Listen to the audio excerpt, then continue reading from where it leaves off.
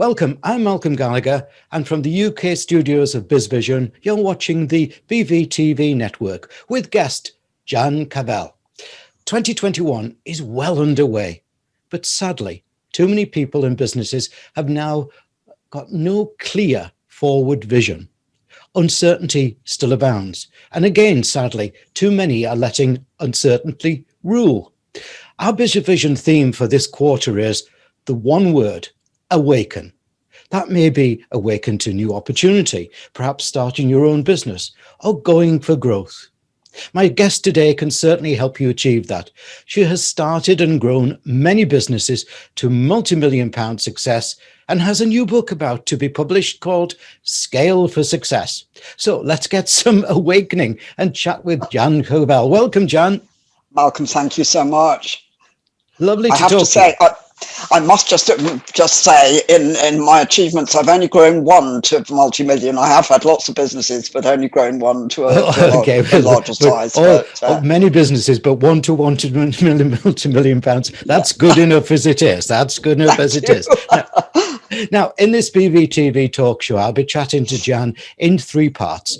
First part, I'll chat to her about her thoughts on starting with a new business venture, especially her experiences. Then in part two, we'll move to that brave step of launching it and getting it going. And in part three, we'll talk to her about how to grow it and scale it to true success. But Jan, before we get into our three-part, please briefly introduce yourself to my viewers and listeners. Who is Jan Cavelle? What's your story? And what makes Jan jump out of bed in the morning? Well, I am, as you rightly said, an entrepreneur in the UK, and I've had this long and checkered career of having my own businesses or working for myself initially, and having micro businesses, which then morphed into one business which I grew, and morphing again, if one can morph several times over. I am now a full-time business writer and author, which replaced what was meant to be retirement with what is now, I think, probably the best time of my life. So I'm a very happy bunny. But all through that career, I have campaigned very hard to encourage other people to consider entrepreneurship, because I just think it's terribly important in lots and lots of ways, which I'm sure we can discuss, but particularly at the moment, to prove yourself a bit against recession, to give yourself options, even if it's a side hustle, like you were saying about starting up, all sorts of things. And, entrepreneurs are just, as far as I'm concerned, they are the real backbone of the economy. And yeah, don't get me started. I am an entrepreneurship campaigner. Excellent. Okay, got you. Jan, let's kick off our chat in part one about someone thinking of a business, perhaps because they have to through redundancy or whatever's going on at the moment, or just think it's time, or perhaps they have an existing business and they want to grow it. What should they be thinking about in regards to the concept of their business? With regards to concept, I mean, I think, I'm a great one for simplifying things right back. And it probably comes from my own background in micro businesses when, I knew nothing about business when I started back then. I mean, zero, nothing. But I was doing various things for selling my own services, be it cooking or secretarial or actual telephone selling, which I did a lot of. And I sold some products as well. I sold wine. I made sandwiches and sold them, so you get the idea of diversity. But I got the principle that, you could survive without a job if you sold something and put some money on top as a profit. And, that could be a sandwich and it could be 50p on top, but you still came out with 50p. And I think there's an awful lot going for that really basic principle. And it's very easy to lose sight of it. Either when you're thinking about a business and you get overwhelmed by, could I possibly run a business ever? Oh, it sounds so complicated. And just bring it right back. Think, what could I do? What could I sell? Be it a service, be it a item, a sandwich, or whatever. Mm. and make a pound on it. Yeah. It's still a pound better off than I was before. Take it right back. And equally, if you've got a small business that you're trying to keep going and struggling to keep going, don't lose sight of a profit. There's so much firefighting goes on, Yeah. in a business, especially if you've got a team and, in these times, you're just struggling to stay alive. You're probably juggling with the bank and so many horrendous things. Mm. And, I think the real concept is it paying? Can you make it pay enough to last till next week? Smashing. Done a really good job. Just calm and concentrate on that. And, go from week to week, concentrating on staying on the right side of the line. Yeah, that's really sensible thinking. The other night, Jan, I was in Pennsylvania talking to Rocky Lavani, who's become a multimillionaire through that very same concept, because his book and his work is called Put Profit First, because he says far too many businesses, they get their idea and they go on it and they forget about making money. They forget Yeah. about the profit comes first. Do you agree with that I concept? do hugely. It's so easy to do, particularly when you're either growing or firefighting, because, there's just so much going on. And, we start our businesses to make money, partly to buy us the freedom that we want, or to keep our roofs over our head or whatever. But whatever it is, it still needs the income to come off the back of it. And suddenly, 5 years in or 1 year in or whatever, you can find yourself having forgotten that entirely, and got caught up in survival or got caught up in growth. And growth's a very easy one to completely forget the profit, thinking, bigger is better, but it's not better unless you're making more. Yeah, gotcha. John, it's time for part two. We've got our idea for a business. We thought it through and considered carefully the pros and the cons, and we believe we can make money. It's time now to have the confidence to launch it. What should they be doing to getting it going? Talking to their market, without a doubt. Talk to your customer all the time. Talk to them before you start. Talk to them when you're starting, and keep on talking to them. And if you're on the net, that doesn't mean to say you can't talk to your customers. Go where they go join the forums where they are, chat to them in an informal basis, but get to know them inside out. And that is the only way you will get a really good idea of what you're doing right and what you're doing wrong. And even experienced entrepreneurs that, I spoke to in the course of my research or when I'm interviewing, get so caught up sometimes in the tech or their plan or whatever that they actually take their eye off that one. And it's terribly easy to do. And actually, it should be customer the whole way. Yeah, yeah. I wanted to also talk to you about the gender agenda here, because we're very, very much involved in promoting hard women in business here at BizVision with our Conscious Matters show. And confidence is often a problem, isn't it, for a woman to get a business going? Am I getting a little bit too far-fetched there, or what?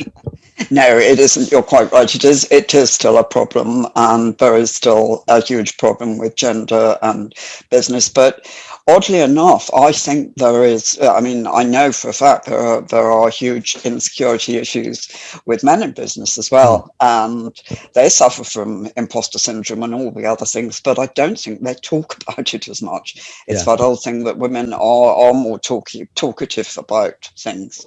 And it would be helpful, I think, for one thing, if more men talked about the fact they do suffer from these things as well, because it isn't only women.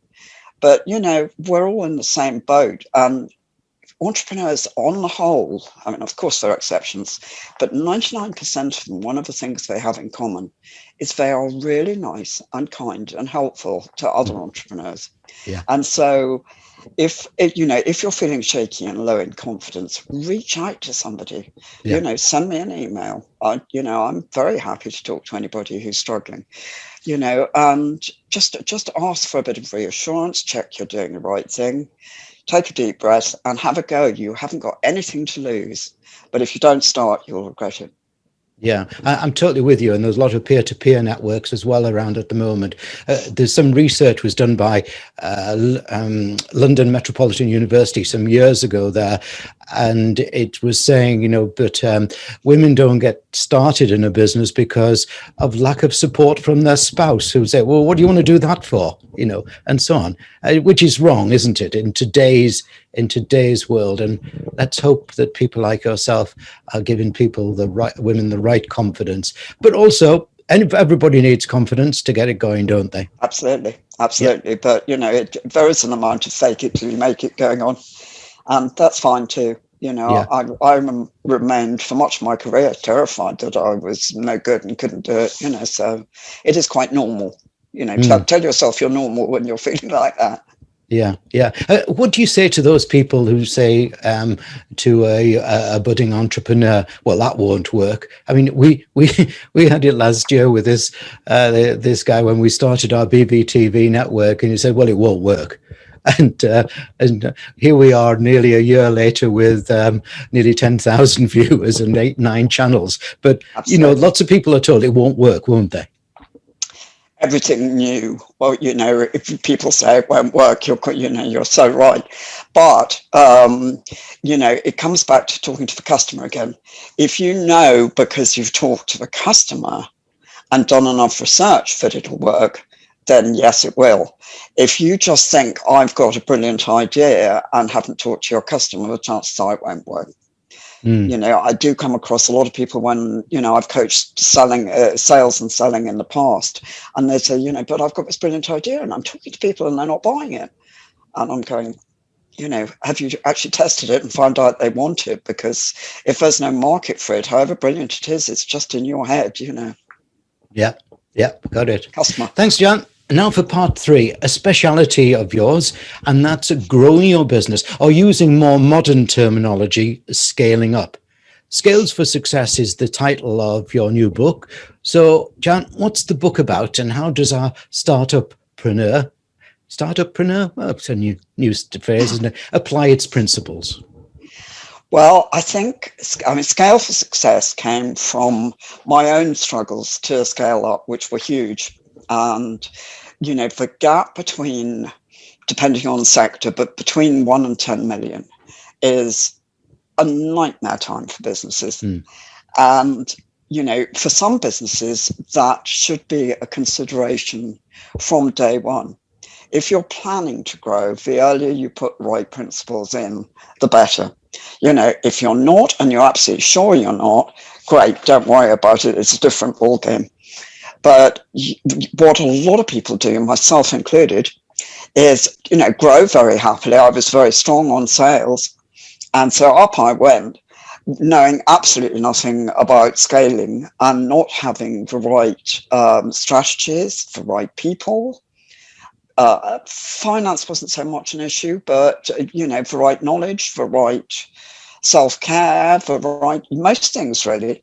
And, couldn't understand why I bashed my head, against a brick wall in the very early multi-million, with no success whatsoever, and could not, however much extra I learned and however I tried, get it the whole way up.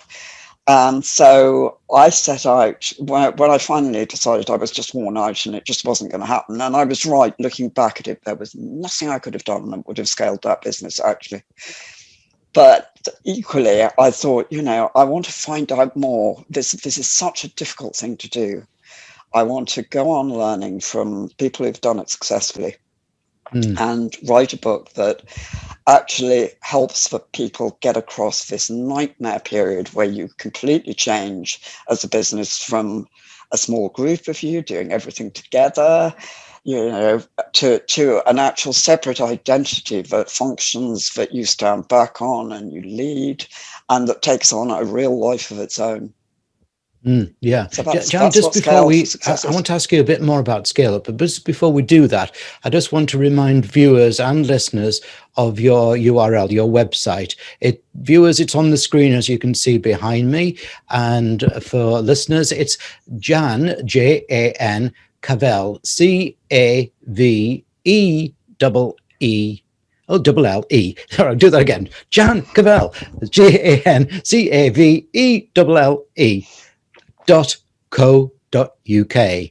Okay, I hope you got that, because do pop along and find out more about her, how she can help you, and in particular, this excellent book that's coming out on startup. But the question I want to ask you, Jan, is that I get rather annoyed about the startup that government goes on about and everything, because it's got some academic, in my mind, claptrap about that 20%. And I've watched people say, oh, you can't come on here unless you're going to be at this program, unless you're going to commit to increasing your business by 20%. And people say, look, I've got to get back to where I was before that. What's your thoughts on that sort of definitive thing on 20% as scale up? Rubbish. I couldn't agree with you more. For one thing, I champion micro businesses as well. And, one of my heroes in this country right now is Tony Robinson, Micro Business Matters, and I think it's hugely important. There are businesses or people who that suits their lives and they do it really well and they're happy, and damn good on them. Why shouldn't they do that? And I don't think they get a lot of support and recognition currently. And in fact, I know they don't. And I will talk behind the legs off a donkey supporting them all. So that firstly, it's a very, very small percentage scale successfully. Incredibly small percentage. Even going through business incubators, accelerators, the whole caboodle, there is still only a small percentage to succeed. So it ain't going to happen like that, in my opinion. Yeah. So let's turn that into more layman's language on startup goals. What would you be saying to someone? Sure. Be very, very clear about what you want out of it. This is your life we're talking about. Don't listen to somebody else organizing your life's goals. If you want a small business, great, fantastic, well done you. If you want to grow a business and dominate the world, fantastic too.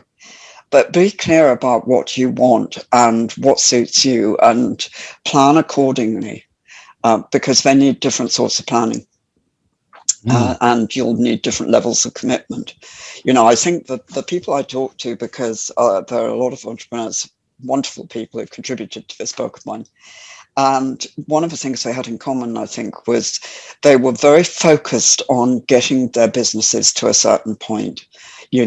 Growing a big business like that, you can't do forever. And it just doesn't happen. You want to have a plan to grow it and part company, ideally, with it at some stage. Yeah, excellent. Starting a business can be both exciting and daunting, and the latter is why so many people talk about it but never do it. I trust my guest today, Jan Cavelle, has inspired you and given you the right confidence to get that business idea going. Many thanks, Jan, for a great chat. Malcolm, thank you so much for letting me chat.